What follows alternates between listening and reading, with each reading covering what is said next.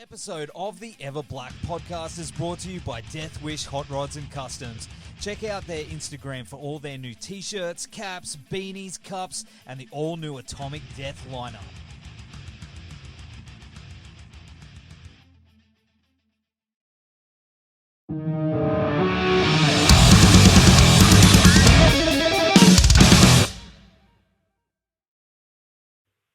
Jerry. Hey, man. How you going? I'm pretty good. How you doing? Yeah, not too bad, man. For sunny Gold Coast down here. How's it all going over there where you are? That's all right. Yeah, been kind of spending a little more time north this year in Seattle, and now that it's starting to get crappy weather, I'm back down in LA. You got a plan though. At least you got a plan. You can migrate around. You know. Yeah, that snowbird thing. There's something to that. Yeah. Well, it's definitely awesome you could join us on the show, man. I definitely appreciate you doing so. Your new solo album, Brighten, is out on October 29, and this is your third solo record in almost 20 years since Degradation Trip. Understandably, you've been really busy during that time, but how fast do some of these songs go? How far back do some of them? Oh, it's a record I put together. We started working on, probably the end of 2019 when we wound down the Rainier Fog tour with Alice. And, you get into the demoing process and you've accumulated ideas and you kind of go through those and start working on tunes, demoing stuff out, There's I think it's irrelevant, like the age of ideas. Anytime you hear a song, it's already been around, in some form or idea for months or years, so, yeah. Yeah, because I think you'd kind of be the dude that'd have like a vault of riffs. Am I right? You'd just have up in your head or recorded somewhere. Is that right? Yeah, well, you catalog, I've been a big fan of, when I discovered like the little 4-track, like way back in the day, the Tascam 4-track and a little Dr. Rhythm drum machine, just, making up stuff, out of nothing. And like, that is advanced, of course. You can do it with your, you used to have a little handheld tape recorder and you could play stuff into it. And, I collect ideas for later use, and then I I'm a bit of a cyclic worker, I go in cycles where I will kind of dedicate time to write and record, and then there's times that are long periods of time where it's more dedicated to performing, And so sometimes you do both at once, but generally I kind of when I write, when I play, In regards to, the vibe of Brighton, I've been trying to find a way to describe the album that really sort of gives it justice. Because, I wouldn't call it mainstream rock, but it's definitely accessible for a broader audience and a good one for driving through the desert, dusty adventures sort of vibe to it. I love that it's got its own personality compared to everything else that you've done. What made you lean into that style? Well, it's always funny where you end up because there really isn't a plan. Other than, anytime you do a record, there's no plan about where you're trying to get to. It's just the fact that you want to start, and that's part of the fun of it is kind of seeing what's happening, with that, what you come up with or kind of like the feeling and direction. The album's direction kind of dictates itself, you just have to follow the trail. There's all sorts of twists and turns in that journey, and sometimes you get thrown or lost and then you find it again. And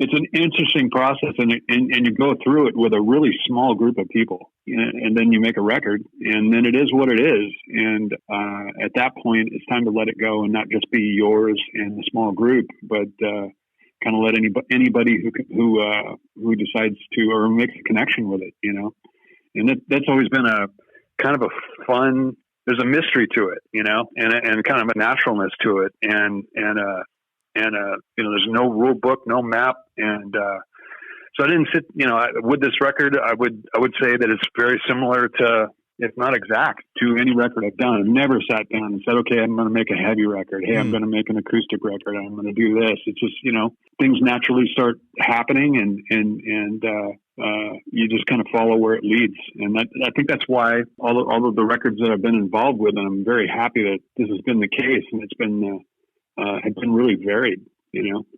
Although there's an identifiable sound, the band and the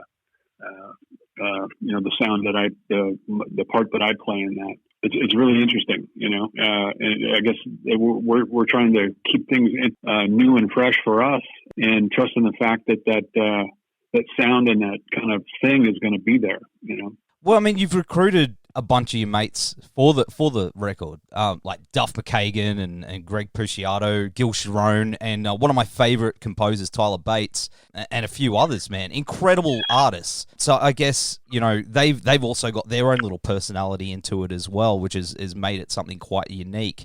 But did it kick off with I heard it kicked off with a solo gig that you did with some of those dudes, right? Probably about halfway through the demo process for the record. I thought it'd be a really fun idea to do a couple of shows, and Tyler helped me put the band together. Gil introduced me to Greg, Gil and Tyler for the show, and everybody, we kind of put the call out, and the troops came and we had a really good time doing a couple of shows, and I hadn't played with most of the musicians that we did that show with, and it was really cool, man. Yeah, we spent some time rehearsing and had a fun time doing that, and a good chunk of the musicians from that show appeared on the record as well. Yeah. Yeah, well, I got to say, as a fan of yours and a fan of Greg's as well, hearing you guys sing together is incredible. Man, there's magic there, hey? Yeah, Greg is a really talented guy, and he's got a lot of different voices, I like writing material that is for multiple voices, and, we fit together really well. We've been pretty tight, since we met, and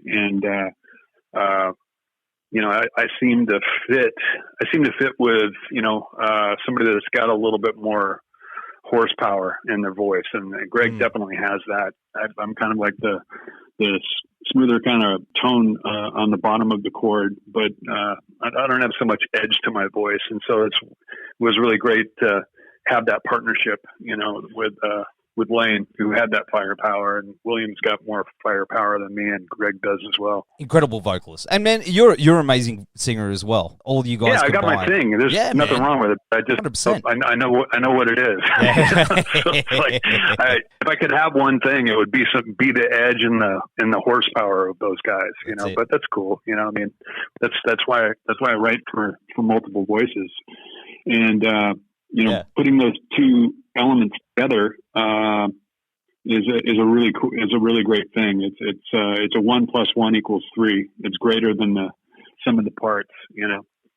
Absolutely. Well, I'm a massive fan of your solo work, and I still get very moved every time I hear my song. I mean, that helped me through a very difficult time in my life when that came out. And I'm sure you hear that stuff all the time, how music has been a friend to people where they've needed it. And it's incredibly powerful, man. Is there a song on Brighten? It's pretty cool. Yeah. Is there a song on Brighten that you hope people will connect with in that same way? I think it's really personal. You know what I mean? It feels really good to hear you say that you connected with the song. I mean, music for me, for all of us, is kind of like the soundtrack to our lives, through ups and downs, happiness and sadness, and you make connections to music at different parts of your life. And there are eras in my life just like there are in yours, and when I hear a song, it takes you right back. It takes you right back to that time, and that's cool. It becomes part of your story, part of your life, and I'm really proud of every song on this record, and It was a really organic process. It's a warm record. I think it's really great writing, and the musicians are, top notch. And so, it's about to be released to the world. There's a couple of songs already that have left the nest, and people seem to be listening to them and digging them. And I think it's going to be, it'll be very personal for. I think every one of those songs probably would connect to somebody. So, in the same way that you mentioned my song, yeah. Well, I mean that album Boggy Depot in general, I've got a big connection with. A friend of mine, Ollie, and I drove to Sydney back like 20 years ago with that on loop on mini disc. Even when it was outdated, he's obsessed with mini disc. It was just one of the greatest adventures of my life, man. With that album. Even when we ran out of petrol in the middle of nowhere, it was one of those things. So I've always got that connection with that album. Every time we put it on, we catch up for beers every now and then, and we'll chuck it on, and we still get a good laugh out of that line. I proceed to throw up all over my hand. Well, it ain't so bad. Oh yeah, yeah. It's a good one. Yeah, that's a fun song. We actually played that live at that show we were talking about on December 19th. That was a really good gig, and I love playing that song. It's a good one. That's kind of that element, a bit of the countryside of my kind of influences. Yeah. Yeah, I love Between. Between's a good one. Yeah, but I mean, you've written some of the heaviest riffs known to man, and then even though you do mellow stuff as well, you've always come across to me as like a metal dude at heart. Is that still the case, that you still love turning it up and jamming on some heavy stuff even when you're not playing it? Absolutely, yeah. Yeah, it just depends on the mood. We had metal night at my poker game last week. Yeah. Every time. We haven't been able to have too many of them over the last 18 years when we started having. Love having the fellas over for some home poker games, and we usually kind of somebody will DJ it, and it'll take different turns. Well, last week was all metal. It was pretty. It's great. Yeah, it's a big stripe.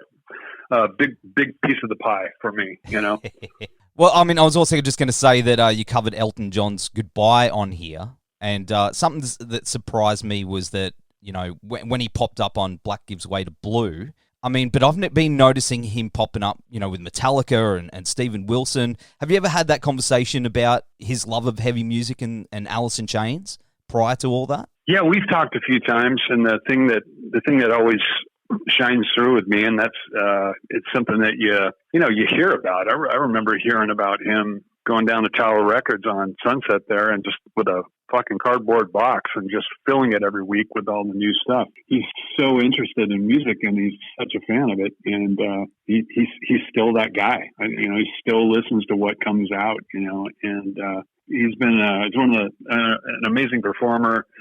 Brilliant songwriter. He and Bernie Taupin, and it's cool to see that love and that drive still alive. Yeah, especially since he's influenced all you guys, but then at the same time, he's cranking your tunes as well, which is incredible to me. Well, that's the thing, right? I mean, rock and roll is and music in general is really varied, but the core of it is songwriting, is it something that moves you, is it something that moves you inside or gets your body moving? You start tapping your foot or banging your head or whatever. That's the common denominator, I think, in any style of music. And I think that's evident. There's good music and there's bad music. That's about the only two distinctions I know. You can call it whatever you want. Grunge, country, blues, jazz, whatever. It's good music and bad music, man. And most of it's pretty good. I totally agree with that. But if you don't mind me asking, what's going on with Alice at the moment? Have you got some new tunes on the way, or you guys got some cooking up? Well, I'm kind of focused on this record right now. I've got a record coming out in a couple of weeks. Of course. And, got dates booked for next year in the United States and UK and Europe so far. I think we're looking at in the summer. But we might do some stuff toward the end of next year. Yeah. Awesome. Well, I definitely hope to see you back here in Australia at some time. I'd love to see a solo tour down here, mate, even if it's... I would love to come bring this and play this record and the others for sure. It would be great. Oh, man, there's so many people I know that would just... We're going to try. Oh, dude, I know it's hard to say at the moment. Everyone's talking about it. It's really hard to say, but it's something that your fans down here would absolutely love. Even if it was like an acoustic unplugged tour or I mean, I'd love to hear it all turned up, but any way we could get it would be awesome, you know? How's it going down there? I heard you guys are kind of locked down again a little bit. Well, I mean, where I am, we're in this little bubble on the Gold Coast, so we're okay, but it keeps creeping in, if you know what I mean. Like, we keep getting really close calls. But then over the border, about 40 minutes south of me, it's all locked down, man. Like my in-laws and everyone's can't get out. So well, fingers crossed, and virus permitting, I'm definitely going to try to bring this tour over there sometime in the next year or two. I've always loved Australia. I've had a lot of adventures there, and I'd love to return. Mate, many more on the way. Keep positive and many more on the way, that's for sure. But, mate, it's been absolutely awesome hanging out with you. The new album Brighten is out on October 29, and we'll have all the links below. Take care of yourself, man, and stay safe over there and keep spreading that positive message, mate. Yeah, thanks for having me on, man, and I appreciate you listening.